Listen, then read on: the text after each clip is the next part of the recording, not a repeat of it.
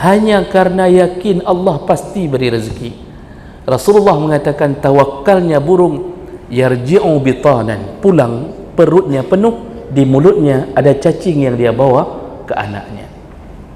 Pernahkah dia hidup memikirkan rumah sewa? Pernahkah dia susah ketika dia tidak mampu beli kenderaan?